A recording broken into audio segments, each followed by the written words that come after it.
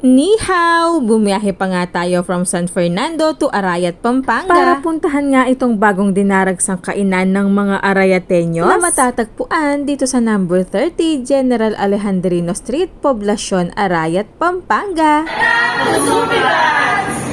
Yes, we're here at Supi Buns at buri ko lamang i-shoutout din kaya katamong kabalen a Arayateños for today's video. And going back to Supi Buns, ay balita ko nga na a taste of China daw talaga ang matitikman ninyo dito, kaya naman pala binabalik-balikan ng mga madlang people. At ayun nga, kasalukuyang sumisikat at nagte-trending ang kainang ito dito sa Arayat, Pampanga dahil nga raw sa mura pero legit na Chinese cuisines na mga pagkain nila. Malawak na may dalawang palapag nga ang Supi Buns na may alfresco dining at kung dito ka sa second floor kakain ay tanaw mo rin ang magandang view ng Mount Arayat. At dito naman sa first floor nila ay pwede mong mapanood ang mga cooks at chefs nila habang piniprepare nila ang mga orders ninyo. And luckily ay pinayagan nga nila tayo upang mag-take ng konting videos dito sa magandang kitchen nila. Ay so kung gaano ka hands-on ang owner ng Supi Buns dito sa resto nila dahil siya nga mismo ang nagsusupervise sa lahat ng orders dito sa kitchen nila. Ito nga pala ang menu nila at ako man mismo ay napawaw sa sobrang mura ng mga pagkain nila dito. Knowing the price ng ibang Chinese restos ay medyo may kamahalan talaga.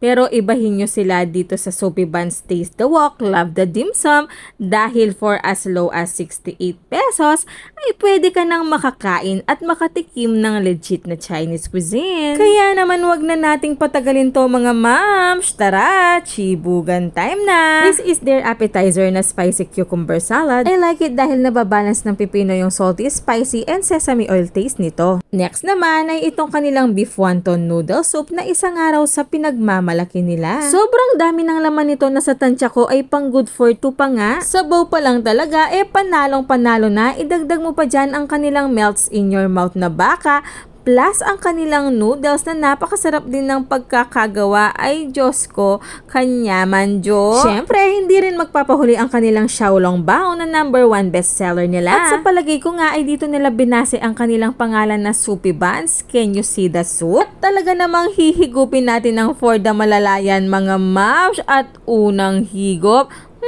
Gong si Fa Chai agad. Very juicy and flavorful, the best Xiaolong Bao na natikman ko. At syempre, dahil rice is life, hindi rin natin palalampasin ang kanilang fried rice and mga rice meals. Kung rice person kayo like me, ay wag ninyong kakalimutang umorder ng mga fried rice sa kanila, lalo na itong kanilang salted fish fried rice na talaga namang nagustuhan ko. At itong kanilang chicken chop and pork chop rice na stays crispy outside but soft and juicy inside kahit hindi na mainit. At hindi kompleto ang kainan kung hindi kayo o-order nitong mga perfect drinks nila, gaya na lang nitong kanilang house iced tea, lemongrass juice, kanilang taro pearl shake na must try para sa akin. Huwag nyo rin kakalimutang tikman ang kanilang classic at brown sugar milk tea, pero ang pinaka nagustuhan ko sa lahat ay ang kanilang house iced tea. And here comes their Taste the Wok bestsellers na sa itsura pa lang mukhang napakasarap na. Gaya na lang nitong kanilang sweet and sour fish fillet na very tangy and napakaraming sahog. Itong kanilang 3 cups chicken na spicy at malalasahan mo talaga ang mga aromatics na inilagay nila. And last but not the least ay itong kanilang mga dim sum na umuusok-usok pa nga. For the win din naman pala talaga itong mga dim sum nila sa Supi Buns, lalo na itong kanilang hargaw or ang kanilang hakaw